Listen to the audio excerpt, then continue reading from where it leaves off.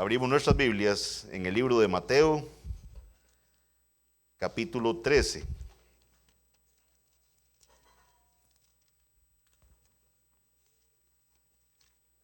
Mateo capítulo 13. Por la misericordia del Señor tenemos hoy la segunda exposición de la serie que empezamos la semana pasada acerca de las parábolas de Jesús. Rápidamente, ¿verdad? Les recuerdo algunas cosas que estudiamos la semana pasada. Recuerden que vamos a estar viendo las parábolas de Jesús, tratando de agruparlas en cuatro grupos de parábolas. Las primeras que vamos a estar estudiando, nos van a hablar de cómo entra un pecador en el reino de Dios, cómo es la entrada de ese pecador en el reino de Dios.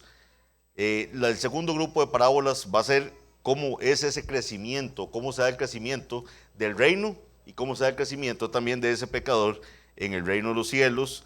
El tercer grupo va a ser viviendo en el reino de los cielos, en el reino de Dios, y cómo finalizamos, ese va a ser el último grupo, en el reino de Dios. ¿Cuál va a ser ese final en el reino de Dios? Entonces vamos a ver, también vimos un poco la definición, ¿verdad?, de qué eran las parábolas.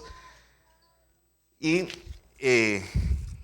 nada más a manera de mero recordatorio, recuerden que parábola es un vocablo griego, ¿verdad?, que proviene de dos palabras griegas a su vez. Para, que significa al lado de, eso lo dijimos, y la balo, ¿verdad?, que es la de parábola, balo, que significa tirar o arrojar. Entonces daba la idea de arrojar algo al lado de, para comparar. Eso es lo que significaba la parábola.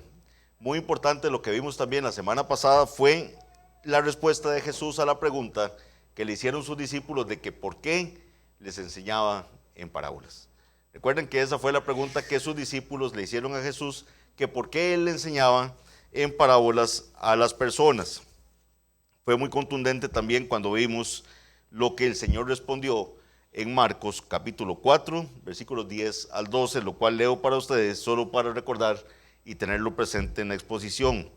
Marcos 4, 10 al 12 dice: cuando estuvo solo, los que estaban cerca de él con los 12 le preguntaron sobre la parábola. Lo que impacta es que este pasaje nos está hablando de la parábola que vamos a estar estudiando hoy.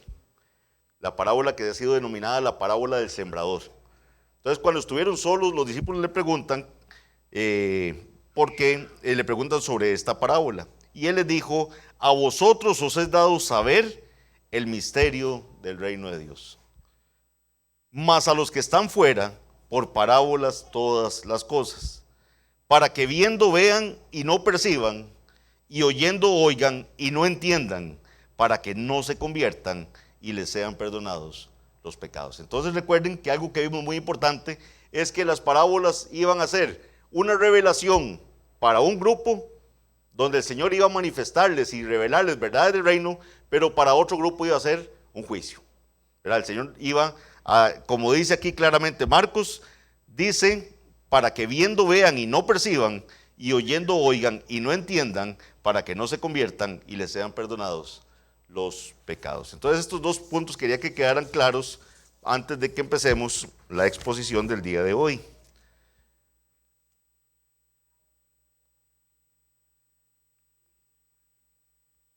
Vimos esa respuesta y finalizamos también afirmando que tanto las parábolas como el evangelio vienen como gracia y vienen como juicio, lo cual es totalmente congruente con lo que nos dice 2 Corintios 2, 14 al 16, mas a Dios gracias, dice, el cual nos lleva siempre en triunfo en Cristo Jesús, y por medio de nosotros manifiesta en todo lugar el olor de su conocimiento.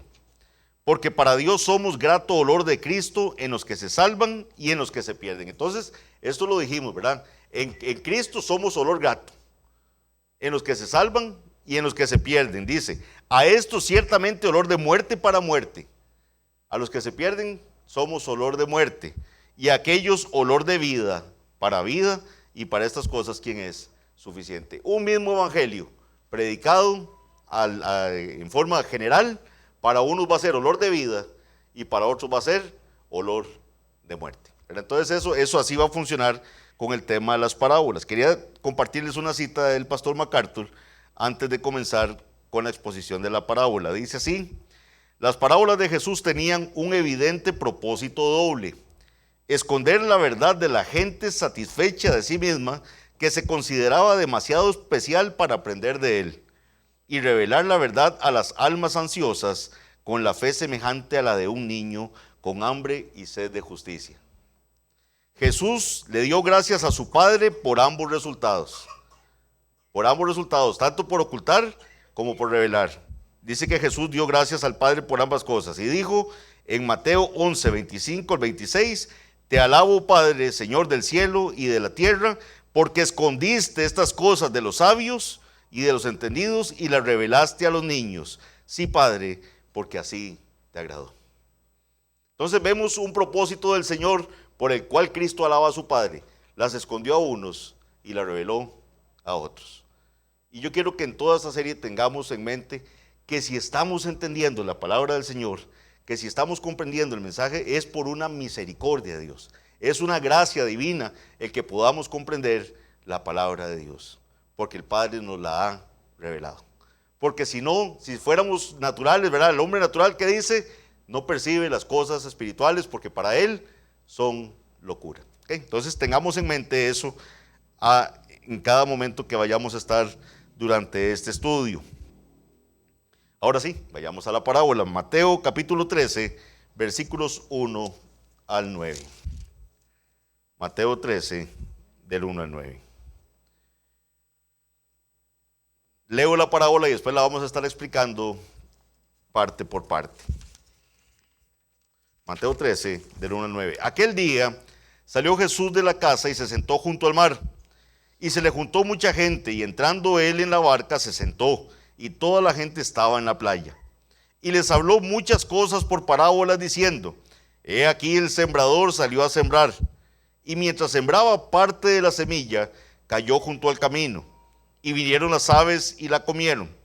Parte cayó en pedregales, donde no había mucha tierra, y brotó pronto, porque no tenía profundidad de tierra. Pero salido el sol se quemó, y porque no tenía raíz, se secó. Y parte cayó entre espinos, y los espinos crecieron y la ahogaron. Pero parte cayó en buena tierra, y dio fruto cual a 100, cual a 60, y cual a 30 por uno. El que tenga oídos para oír, oiga. Vean que esa es la parábola. Eso es lo que un grupo de gente escuchó. Eso era lo que Jesús les predicó en ese momento. Entonces tengamos en mente, con solo esa lectura, ¿qué nos quedó? ¿Verdad? Con solo haber leído lo que acabamos de leer, ¿qué mensaje del reino nos revela esa parábola? Y entonces ahí es donde empezamos a ver la gran misericordia de Dios, cuando Él va a continuar y va a posteriormente explicar esta parábola. Entonces, nada más tengamos presente algunos detalles. Cuando ahí comienza la parábola, en el versículo 1 dice, aquel día. Vean que lo primero que dice es aquel día. Esto no es como una simple continuación. Esto es más bien un clímax que se está dando ahí según algunos estudiosos de los textos en griego.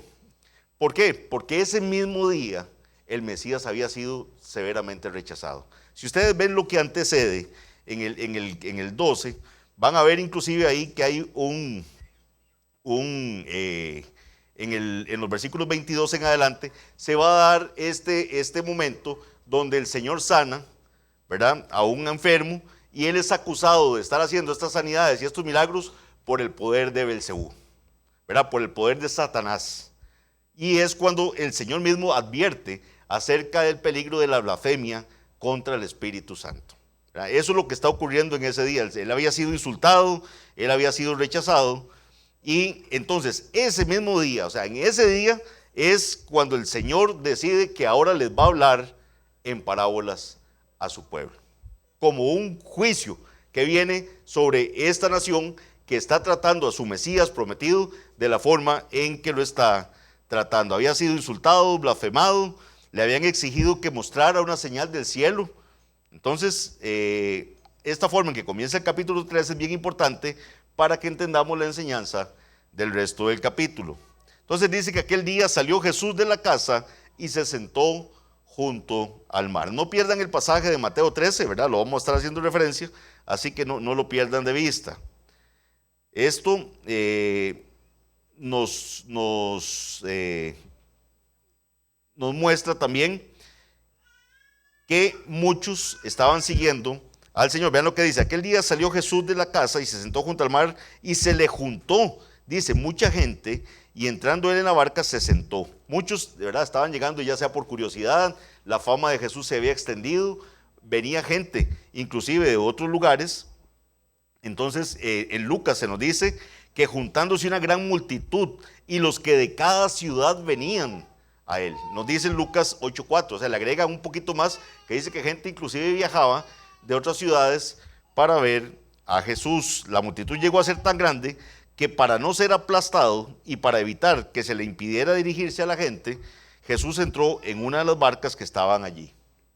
Así pudo hablar a un número muy grande de personas en forma más o menos extensa y tener frente a frente a quienes le estaban oyendo. En esta región y en este tiempo era normal que el orador se sentara mientras el auditorio permanecía de pie. Así que él se sienta y empieza a hablarles. Vean que dice el 2, y se le juntó mucha gente y entrando él en la barca se sentó y toda la gente estaba en la playa. Entonces ese es el escenario. Está Jesús en una barca sentado hablándole a esta multitud que está en la playa y dice, y les habló muchas cosas por parábolas diciendo. Y esta es la parábola del día de hoy. Jesús comenzó con una historia inmediatamente familiar a todo el que la escuchaba. De hecho, desde ese lugar en la orilla del mar de Galilea podía verse en vivo y a todo color lo que Jesús estaba diciendo, ¿verdad? Acerca de este sembradío, este sembrador que estaba sembrando la semilla. Los campos en esta época eran largas y estrechas franjas rodeadas de senderos sin cerca. Para esparcir las semillas, dice que el sembrador tomaba un puñado de una bolsa que llevaba en su costado y las arrojaba en una amplia franja de terreno. Metía su mano y arrojaba la semilla, ¿verdad? En esta forma era que se hacía la siembra. Un sembrador experto, digamos, no perdería semillas dejándolas caer en parches concentrados o en pequeños montones, ¿verdad? Digamos, si fuera alguien como yo, probablemente va echando, ¿verdad?, puños de semillas por todo lado. No, ellos se esparcían de forma, ¿verdad?, bastante extensa esas semillas. Lanzaba la semilla lo más amplio y uniformemente posible. El objetivo era cubrir todo el campo arado sin que quedaran espacios sin sembrar. Inevitablemente, parte de la semilla iba a quedar fuera del área del campo arado. Incluso las sembradas dentro del campo podían encontrarse en partes del terreno que no eran ideales para la agricultura. Solo las semillas que cayeran en buena tierra eran capaces de producir una valiosa cosecha. Si ustedes pusieron atención, aunque esta parábola empieza en el versículo 3 diciendo, he aquí, el sembrador salió a sembrar, la parábola en sí no trata del sembrador, ¿verdad? No trata acerca del sembrador, trata más bien de 4 distintos terrenos en los cuales cae la semilla, ¿verdad? Entonces, vean que más bien esta parábola debería llamarse la parábola de las 4 clases de tierra, ¿verdad? Pero así se le tituló, la parábola del sembrador.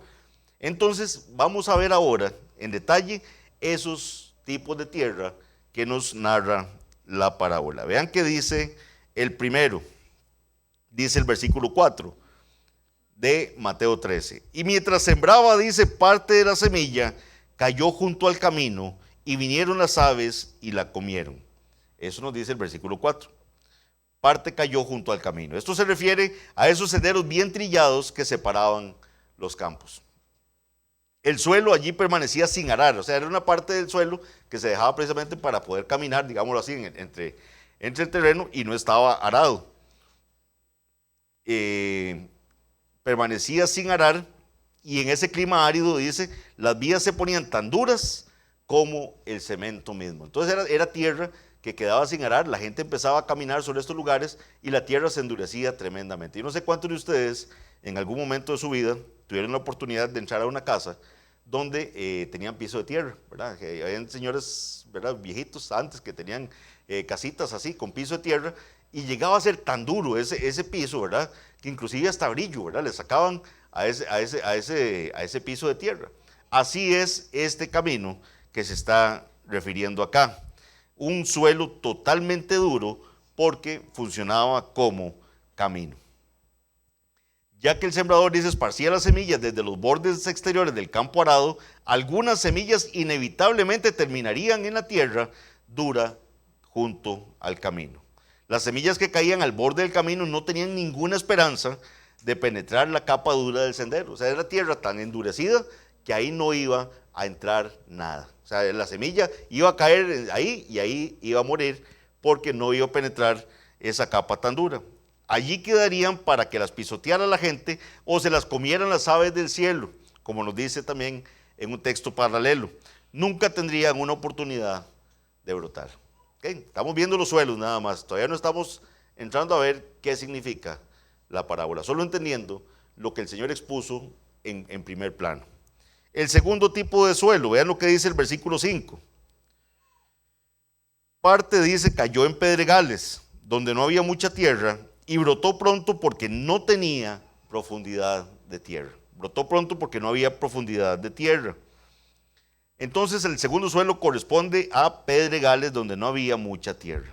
Esto no se refiere a grandes rocas, o sea, no se imaginen un terreno donde usted va a ver un montón de piedras así superficiales. Tampoco significa suelo rocoso, como se traduce en algunas versiones de la Biblia, sino que sugiere un pedazo de tierra cubierto superficialmente de tierra buena en la parte superior. Entonces, digamos que a simple vista usted creería que el suelo está bien, pero hay roca. Hay roca que a la hora que araron el terreno no logró ser percibida por la persona que araba. Entonces es suelo que tenía roca ahí escondida. La roca sería invisible para el agricultor cuando el campo era arado, porque la reja del arado no logra penetrar hasta donde estaba la roca, por lo cual sería difícil de detectar y la capa de tierra en la superficie no sería lo bastante profunda ni permanecería lo bastante húmeda para permitir el crecimiento de cultivos, en especial en un clima seco. Entonces ese tipo de suelos existe en la región. En ese terreno la semilla germina, pero tan pronto como empieza a crecer se marchitará por la falta de suficiente agua. Las raíces no pueden atravesar la capa rocosa. Yo no sé, poniéndolo tal vez en un ejemplo más local, a los que les ha tocado vivir la hermosa experiencia de una construcción de una casa, ¿verdad? Saben que en algún momento se junta mucho escombro, ¿verdad? Yo no sé de dónde sale tanto escombro, pero usted llega a ver montañas de escombro durante la construcción. Hay gente, ¿verdad?, que nos pasó a nosotros, ¿verdad?, cuando nos construyeron la casa, de que en vez de botar ese escombro en algún lado, ¿verdad?, que sea legalmente permitido que boten el escombro, lo entierran ahí, en el patio. Hacen un montón ahí, entonces, y ponen tierrita por encima. Entonces usted aquello lo ve lo más bonito, ¿verdad? Ve el patio, ¿verdad?, planito, bien bonito, con tierra, y usted va a sembrar algo y nada le pega. ¿Por qué? Dice, qué raro, ¿verdad? ¿Será que hay jogotos o que hay algo ahí? No, y usted empieza a escarbar y empieza a encontrar pedazos de blocks, ¿verdad? De todo, de varillas, pedazos ahí, pocos de sacos de cemento y todo ahí, porque les dio pereza ir a botarlo en algún lado. Entonces, este es un suelo así, que con ese grado de sorpresa, el suelo aparentaba ser fértil, pero tenía una capa rocosa por debajo. Vea lo que dice el versículo 5. Parte cayó en pedregales, donde no había mucha tierra, y brotó pronto, dice, porque no tenía profundidad de tierra. ¿Ven? O sea, brota, pero no hay profundidad de tierra. La capa de tierra es pequeña, pero salido el sol, dice, se quemó, y porque no tenía raíz, se secó. Dice el Señor que eso es lo que pasó con la semilla en este tipo de suelo. Esta parte de la cosecha podría parecer a primera vista que crece más rápido que el resto, pero las raíces no pueden expandirse. El crecimiento abundante de la parte superior de la planta sería notorio, en especial las hojas. O sea, usted empieza a ver que va brotando y después se secó. No tenía raíz. Rápidamente, veamos la tercera clase de suelo. Versículo 7. Parte dice, cayó entre espinos, y los espinos crecieron y la ahogaron. Vean qué interesante esta explicación de este terreno.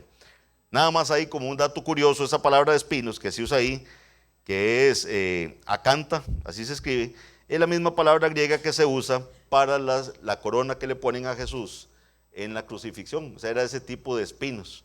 Esto es nada más como un dato curioso para que lo tengan ahí anotado. Entonces dice que esta parte de la semilla cayó entre espinos y los espinos crecieron, dice la parábola.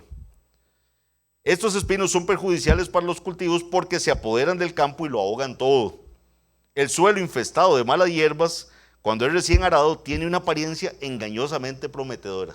También se los pongo en un contexto más local. En un terreno, ahí una vez cortando el zacate, allá en la casa donde vivían Raquelita y Hernán, se había metido una cuestión que se llama escobilla. No sé cuántos han tenido que luchar con esa mala hierba que se llama escobilla. Usted llega y la corta ras y usted dice, ya, gané. Le logré quitar toda la escobilla posible. Y vean, no ha pasado un mes y si usted no logró sacar la raíz de toda esa mala hierba, eso vuelve a crecer y vuelve a crecer con más fuerza.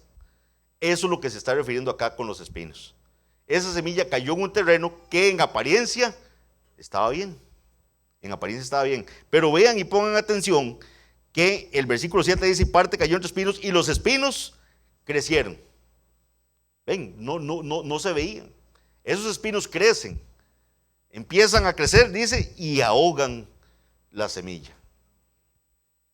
Ahogan la semilla.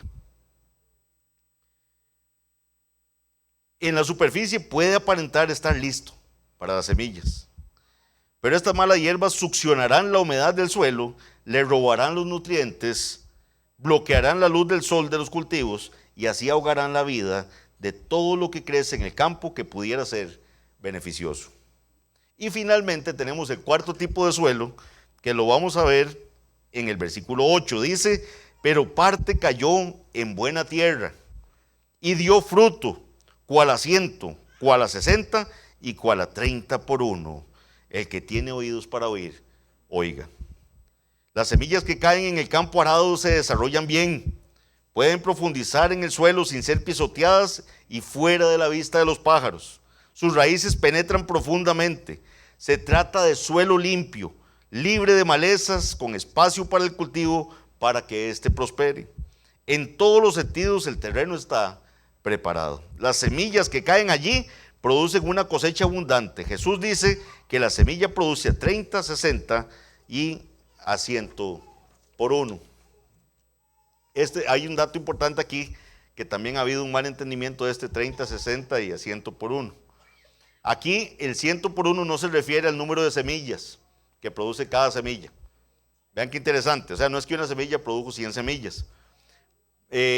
Porque vean ustedes, por ejemplo, con una calabaza, ponía aquí un ejemplo, un comentarista, dice, una sola semilla de calabaza, por ejemplo, puede producir de 10 a 15 calabazas. O sea, si usted siembra una semillita, produce entre 10 y 15 calabazas. El número total de semillas que contiene sería mucho más de un centenar, o sea, produciría mucho más de 100. Entonces, 100 veces en semillas sería una cosecha más o menos pobre. O sea, no sería una buena cosecha.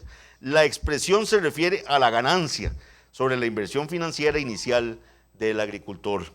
Por cada denario gastado en semillas, él gana 100 denarios en la venta de sus cosechas. Eso es lo que está refiriéndose acá. 10 veces sería una ganancia bastante saludable, 30 o 60 sería algo espectacular, a 100 por uno era una ganancia asombrosa. Eso es lo que debe entenderse, a 30, 60 o a 100 por uno. Ahora sí, hasta aquí llega la parábola.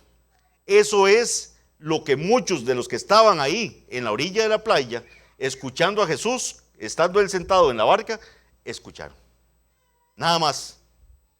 Entonces, póngase usted en la situación de estas personas que están escuchando eso. Muchos de ellos se fueron, qué bonito, qué bonita historia, ¿verdad? El sembrador, qué interesante los suelos, cómo aprendimos de los tipos de suelos, y ya se fueron para la casa. ¿Y dónde está la verdad del reino revelada ahí? Por eso el Señor termina diciendo: el que tiene oídos para oír, oiga. Y recordemos que algo que dijimos la semana pasada es que si tenemos esos oídos para oír, es por la misericordia de Dios únicamente. Entonces vamos ahora sí con la explicación de la parábola. Esta parábola, Jesús no dice nada acerca del sembrador. Por eso les digo, no se debería llamar la parábola del sembrador, ni de la habilidad tampoco, ¿verdad? De cómo siembra el sembrador. Solo hay un sembrador en la historia, eso es lo único que nos dice. Tampoco se nos dice nada sobre la calidad de la semilla. De eso no trata la parábola. Todas vienen de la misma fuente, todas vienen del mismo saquito donde están sembrando, es la misma semilla. A todas está sembrando, es la misma semilla. No hay ningún problema con la calidad de la semilla. La lección que Jesús está enseñando es solo acerca de la tierra. Solamente acerca de los 4 tipos de tierra que vimos en esta historia. Es una historia sencilla, cuyo significado a simple vista no es nada misterioso, pero el verdadero significado de lo que Jesús estaba enseñando no es inmediatamente obvio. La parábola necesita ser explicada. De hecho, repito lo que dije en la introducción, pero ahora diciéndolo desde el punto de vista de Lucas, Lucas 8, 9 al 10 dice: sus discípulos le preguntaron diciendo, ¿qué significa esta parábola?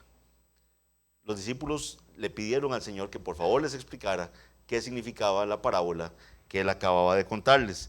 Y él les dijo: a vosotros os he dado a conocer los misterios del reino, pero a los otros por parábolas, para que viendo no vean y oyendo no entiendan. Entonces el Señor va a proceder a explicar la parábola a sus discípulos, porque a ellos les ha sido dado el entender los misterios del reino. A vosotros os he dado a conocer los misterios del reino de Dios, pero a los otros por parábolas. Lo único que se llevaron, el resto que estaba ahí, fue lo que inicialmente leímos.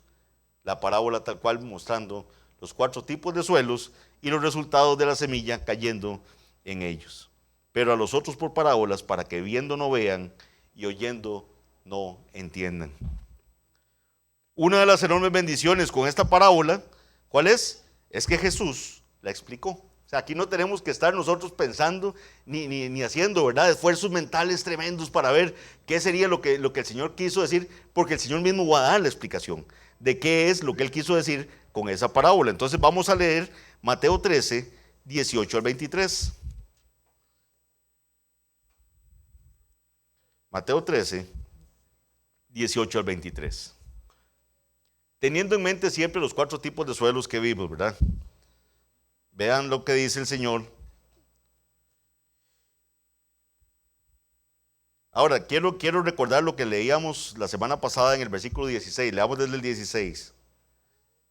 Dice: pero bienaventurados vuestros ojos porque ven. ¿Ven lo que les digo? Es una bienaventuranza. Es un motivo de gran alegría para nosotros los creyentes el pensar, el saber que vemos lo que vemos. Bienaventurados, dice, vosotros, bienaventurados vuestros ojos porque ven. Por eso le dije, el que tenga oídos para oír, oiga. Dice: y vuestros oídos porque oyen. No meditamos lo suficiente, mis hermanos, acerca de cuán afortunados, cuán bienaventurados somos de que podemos oír esto y entenderlo. No lo meditamos suficiente. O sea, no entendemos. ¿Y por qué dice el Señor? Dice: porque de cierto os digo, dice el 17, que muchos profetas y justos desearon ver lo que veis y no lo vieron, y oír lo que oís y no lo oyeron. O sea, la ventaja tan grande que tenemos respecto de un montón de profetas y personas del Antiguo Testamento justos que desearon ver y oír lo que oíamos, lo que estamos viendo nosotros ahorita, no estamos entendiendo esa gracia tan enorme que el Señor nos ha dado. Y el Señor quería que los discípulos entendieran eso. Cuán bienaventurados eran ellos por estar entendiendo. Ahora el Señor sí se saca el rato y les explica a ellos la parábola, porque a ellos les es dado entender los misterios del reino. Y les dice en el 18: oíd pues vosotros la parábola del sembrador. 19. Cuando alguno oye la palabra del reino y no la entiende, Viene el malo, dice, y arrebata lo que fue sembrado en su corazón. Este es el que fue sembrado junto al camino. Entonces, el que fue sembrado junto al camino, dice el Señor, que es alguno que oye la palabra del reino y no la entiende. Oye la palabra del reino predicada y no la entiende. Viene el malo y arrebata lo que fue sembrado en su corazón. Este es el que fue sembrado junto al camino. La clave para entender el significado de la parábola es que la semilla, entonces ya vimos, es la palabra de Dios. Vean que desde el versículo 19 nos dice, cuando alguno oye la palabra del reino. A esa es la semilla, la palabra de Dios, el evangelio. La palabra de Dios no adulterada es la única semilla verdadera y legítima. Vean que por eso la parábola no trata con ningún problema de la semilla. Y si ustedes ven este mundo malvado, enfoca terriblemente sus esfuerzos en ver cómo varía la semilla, porque no están viendo frutos en sus iglesias. Cuando la semilla no tiene ningún problema. La semilla está bien. La semilla es la palabra de Dios. Y entonces, si la semilla es la palabra de Dios, ¿por qué muchas iglesias están sembrando hoy otra cosa que no es la palabra de Dios? Ellos creen que el problema está en la semilla. Que se está dando algo a la gente que no pueden captarlo, entonces hay que darles algo que sea más asimilable para ellos. ¿Por qué? Porque no están entendiendo la palabra de Dios. Entonces no puede predicarse la palabra de Dios, no puede predicarse el evangelio, porque es ofensivo, porque eso no atrae a la gente. Entonces hay que cambiar la semilla. No, aquí la parábola no menciona ningún problema con la semilla estaba bien. El problema está con los terrenos. Entonces, el que fue sembrado junto al camino. El corazón está tan endurecido en contra de la dulce atracción de la gracia como lo está en contra de los tremendos horrores del juicio. La indiferencia, la insensibilidad y un amor por el pecado han hecho el corazón de esta persona denso, seco e impenetrable. Jesús afirma que los corazones endurecidos están por completo a merced del maligno. Así nos lo dice Lucas 8:12. Lucas 8:12 dice, ¿verdad? Le agrega un poco más a esta explicación y dice, viene el diablo y quita de su corazón la palabra. Ese es el resultado de este terreno, de este camino endurecido. Viene el diablo y quita de su corazón la palabra para que no crean y se salven. Esta semilla que cayó junto al camino es que no entendió, no entiende la palabra. Entonces viene el diablo, quita de su corazón la palabra para que no crean y se salven. Dice el 20, vamos con el segundo. El que fue sembrado en pedregales. Y el que fue sembrado en pedregales dice, este es el que oye la palabra y al momento la recibe con gozo. Oye la palabra, la misma semilla que cayó junto al camino es ahora la que cae en pedregales. Oye la palabra, la recibe con gozo. Dice el 21, pero no tiene raíz en sí mismo, sino que es de corta duración. Pues al venir la aflicción o la persecución por causa de la palabra, luego tropieza. Ellos parecen receptivos, usted los ve y parecen personas que recibieron el mensaje, lo reciben gozosos, muestran un gran interés. Jesús dice que reciben la palabra con gozo, se entusiasman con ella, pero todo el entusiasmo desaparece por el hecho que no tienen raíz, no tienen raíz. Lucas, en el pasaje paralelo, agrega lo siguiente, dice, creen por algún tiempo. Creen por algún tiempo. Lo cierto es que cada persona que responde positivamente a la palabra de Dios se enfrentará a la aflicción. Aquí no lo dice claramente, pero no tiene raíz, dice el 21, en sí mismo, sino que es de corta duración, pues al venir la aflicción o la persecución por causa de la palabra, luego tropieza. Lo da por un hecho el Señor. Al venir la aflicción, no es y si llegara a venir la aflicción, no. Los creyentes padeceremos aflicción. El Señor lo dijo claramente en Juan 16:33, en el mundo tendréis aflicción, pero confiad, yo he vencido al mundo. Hoy se quiere vender un cristianismo libre de problemas, ¿verdad? Libre de aflicción. Venga Cristo y todos sus problemas van a ser solucionados. Pero el Señor más bien advierte de que los que decidamos por la misericordia del Señor, ya una vez que nuestro corazón ha sido cambiado, decidamos de verdad poner nuestra vista en nuestro Salvador, vamos a tener aflicción en este mundo. Y vamos a tener persecución por causa de la palabra del Señor. Vamos a tener enemistades inclusive dentro de nuestras mismas familias, donde gente nos va a despreciar por el Evangelio. Pero confiemos, dice la palabra del Señor. Así que estos que fueron sembrados en pedregales estaban contentos hasta que llegó la aflicción. En el momento que llegó la aflicción, decaen totalmente, porque no tienen raíz.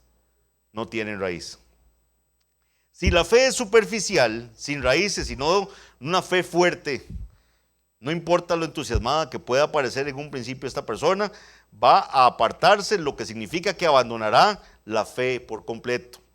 Y cuando esto sucede, se demuestra definitivamente que a pesar de todo ese gozo aparente y celo, la persona realmente nunca creyó desde el principio.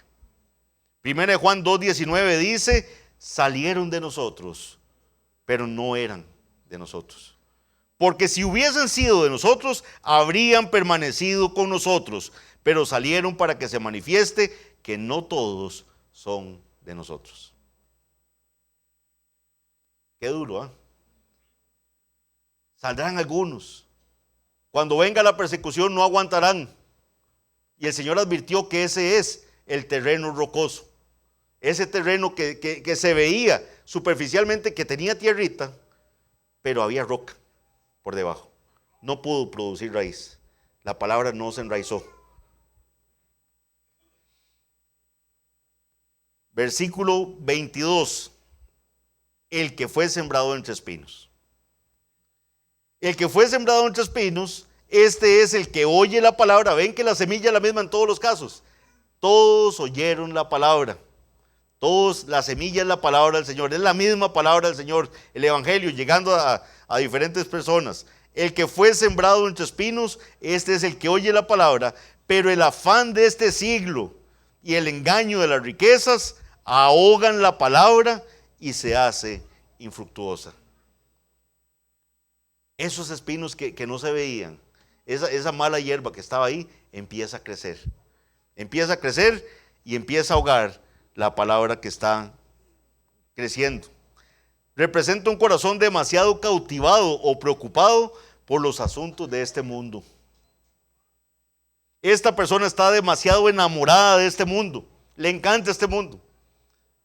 Le gusta lo que produce este mundo. Los afanes y las riquezas. Y ojo, Lucas agrega algo más en la explicación de esta parábola. Lucas dice los afanes y las riquezas y los placeres de la vida. Si hay algo que esta generación tiene, es el hedonismo. Esta generación ama los placeres. Esta generación ama el que yo me merezco gozar de esta vida. Y tengo que darme todos los placeres que el dinero me pueda comprar. Yo me lo merezco. Amo los placeres. De hecho, si no es por la misericordia de Dios, muchos amarían estar en otro lugar que no sea aquí. Fin de semana largo. ¿Verdad? Usted sabe lo bonito ahí estar paseando y estar haciendo un montón de cosas en lugar de estar aquí metidos, como bien lo decíamos la semana pasada. Amar los placeres de este mundo. Si hay algo, mis hermanos, que a mí me llamó la atención cuando el Señor por su misericordia me trajo acá a la iglesia, fue ese debido temor y amor que le tenemos al mandamiento de guardar el día del Señor. ¿Verdad? Eso es algo que los que venimos de otros contextos no lo teníamos en otras iglesias. Y uno se iba a pasear, a darse vacaciones y no pensaba en el día del Señor. Ahora, por la misericordia del Señor, yo estoy seguro que una gran mayoría de las personas que les ha tocado pasear en familia aquí, una de las principales cosas a tomar en cuenta cuando se arma ese paquete turístico es: ¿y a dónde vamos? A reunirnos a guardar el día del Señor. Al lugar que voy hay una iglesia sana con la que me pueda reunir con mis hermanos a adorar el nombre del Señor.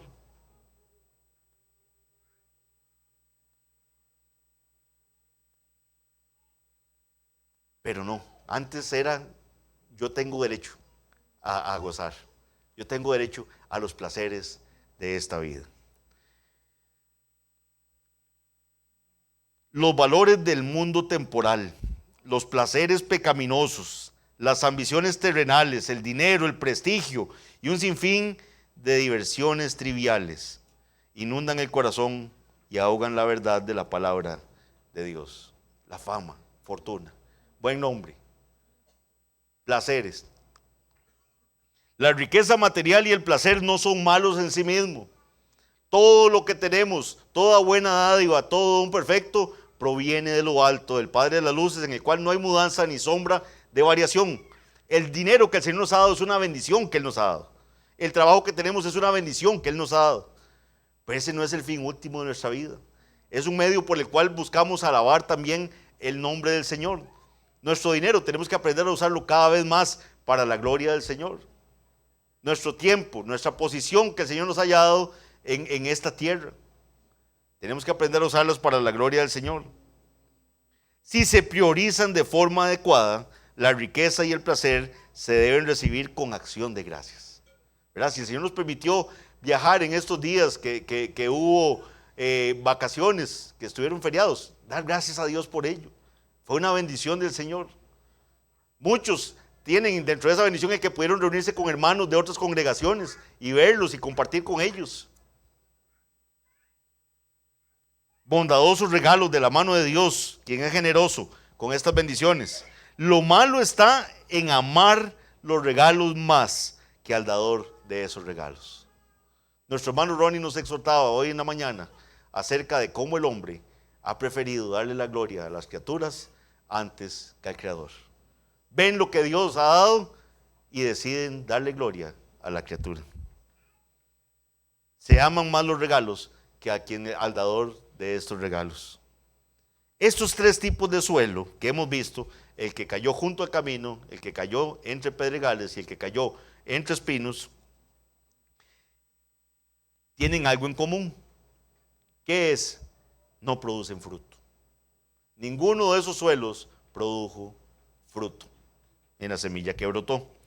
Las tres variedades de terreno representan a incrédulos, incluso a aquellos que inicialmente mostraron alguna posibilidad, pero no pudieron dar fruto.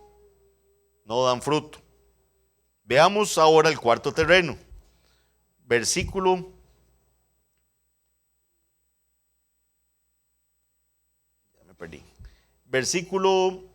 23. Mas el que fue sembrado en buena tierra, este es el que oye, ¿y qué dice? Y entiende. El que oye y entiende la palabra, y da fruto y produce a 100, a 60 y a 30 por uno. Oyó, pero entendió la palabra. Entendió la palabra del Señor. En Lucas 8:15 se nos dice que simboliza los que con corazón bueno y recto retienen la palabra oída y dan fruto con perseverancia. La perseverancia con fruto es la señal necesaria de la auténtica fe salvadora en Cristo. Jesús afirmó en Juan 8:31-32, si vosotros permanecéis en mi palabra, dice, seréis verdaderamente mis discípulos y conoceréis la verdad, y la verdad os hará libres. La fe temporal no es una fe verdadera en absoluto. El mensaje de la parábola tiene que ver con el terreno. No se puede obtener la esencia de esta parábola sin entender que el suelo representa el corazón humano. Todos estos suelos representan el corazón humano. El único factor que es distinto entre una cosecha abundante y la seca esterilidad desolada de la tierra junto al camino es simple y sencillamente la condición del suelo. La semilla que cayó junto al camino no podía penetrar por lo duro de ese terreno, pero la semilla que cayó en buena tierra, el suelo estaba listo para recibir esa semilla. La lección de esta primera parábola es que la respuesta de una persona a la palabra de Dios depende de la condición del corazón. Además, el fruto es la única evidencia de que alguien ha escuchado la palabra correctamente. ¿Qué es lo triste? que me he topado durante el estudio de estas parábolas, que muchos la dejan hasta aquí. Entonces yo les digo, ya aquí terminando, bueno, traten todos de ser buen suelo, ¿verdad? Pongan su corazón suave, ¿verdad? Quítense todos los espinos que tengan, saquen las piedras y traten de ser suelos fértiles. Que Dios los acompañe, y aquí terminó la parábola. Pero no, mis hermanos, porque todos fuimos en algún momento o ese suelo rocoso, o ese suelo lleno de espinos, o ese suelo que parecía el camino, que se sentía como esto, así, duro. Qué diferente, y aquí quiero hacer unas aplicaciones a esto, qué diferente sería si muchas iglesias entendieran el significado de esta parábola. Dejarían de intentar todo tipo de métodos extraños y no bíblicos, pensando que pueden obtener una mejor respuesta de los corazones mundanos, duros y de poca profundidad. Algunos alteran la semilla, ¿verdad? Algunos variamos la semilla porque el evangelio no está sirviendo. Demos algo, demos motivación. Hablemosles de éxito. Hablemosles de sacar el campeón que hay en cada uno de ellos, ¿verdad? Entonces yo le voy a decir a los suelos rocosos, saca el campeón que hay en ti, ¿verdad? Algunos alteran la semilla tratando de actualizar el mensaje, bajando el tono del escándalo de la cruz, y ponen fuera las partes duras e impopulares. Muchos lamentablemente reemplazan el evangelio por un mensaje totalmente diferente. Pero en la parábola el problema no era la semilla. Algunos abandonan la tarea del sembrador. Deciden que esparcir la semilla a su alrededor es algo anticuado y poco efectivo. Imaginan que pueden diseñar un mejor uso para el campo. O sea, mejor, ¿para qué estar sembrando semilla en este campo tan grande que tenemos, verdad? ¿Por qué no utilizarlo mejor para un festival de música? Decía alguno de los comentaristas bíblicos. Pero el problema no estaba en usar el campo para sembrar. Sin embargo, la parábola se trata no de mejorar la calidad de la semilla, la habilidad del sembrador o encontrar un uso más elegante para el campo. Todo es acerca de la condición del terreno. Si la palabra de Dios da fruto en la vida de un oyente o no, depende de la condición del corazón de esa persona. Pero este es el problema, que no podemos cambiar la condición de nuestro corazón por nosotros mismos, y es ahí donde tenemos que meditar. Yo no voy a mi casa pensando, mira, voy a tener un corazón más sensible a la palabra de Dios. Ya entendí que deben haber espinos ahí, entonces voy a quitármelos y voy a quitar las roquillas que estén por ahí. Y si estoy junto al camino, trato de meterme, ¿verdad?, como más adentrito para poder que la semilla dé fruto. Nosotros no podemos cambiar nuestro propio corazón. Somos pecadores caídos y culpables con corazones rebeldes. Abandonados a nosotros mismos, nos volveríamos más y más impenetrables. En nuestro estado de pecado se cumple lo dicho en Romanos 8, 7 al 8, que dice: los designios de la carne son enemistad contra Dios, porque no se sujetan a la ley de Dios, ni tampoco no pueden sujetarse a los designios, a Dios. Los designios de la carne no pueden sujetarse a Dios, y los que viven según la carne no pueden agradar a Dios. Solo Dios mismo puede arar y preparar el corazón para que reciba el evangelio. Es Dios quien hace la obra en el pecador para que ese terreno que una vez era rocoso ya no lo sea, para que ese terreno que estaba lleno de espinas ya no los tenga, y para que ese camino duro se convierta en un terreno fértil.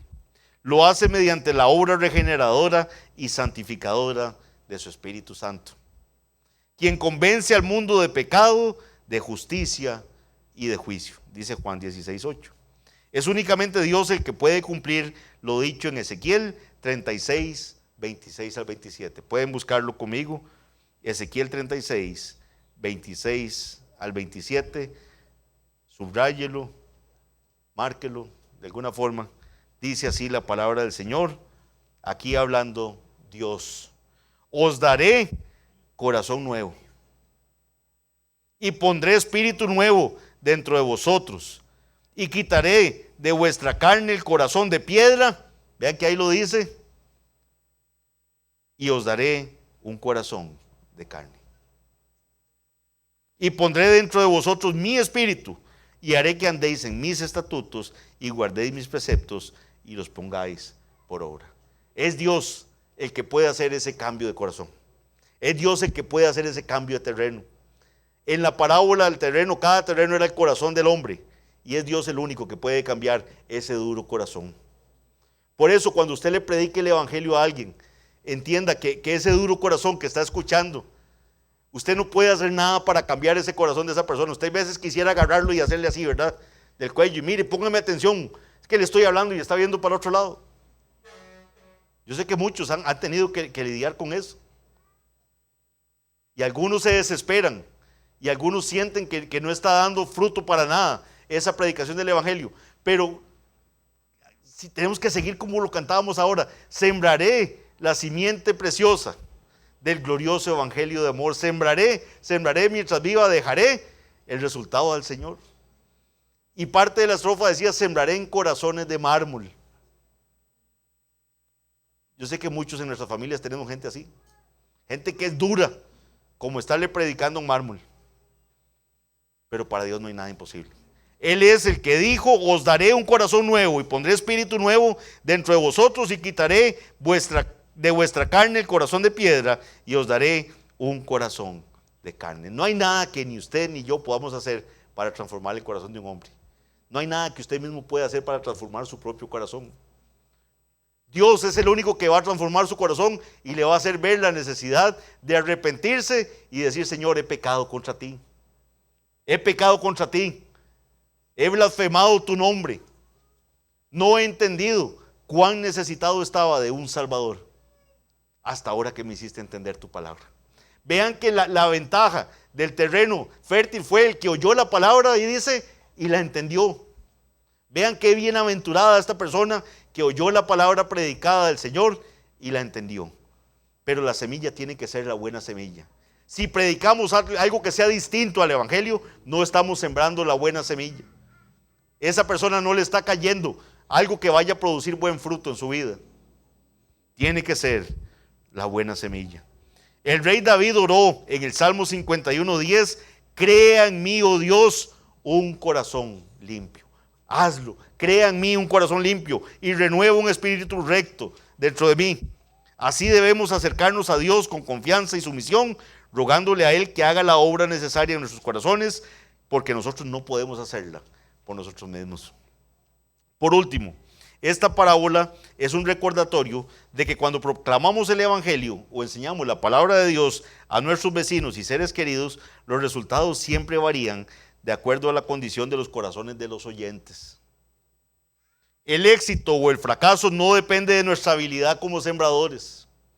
No crea que es que ustedes, mira, es que yo tengo un don para convencer a la gente y que se conviertan cuando yo les predico. No, no es eso.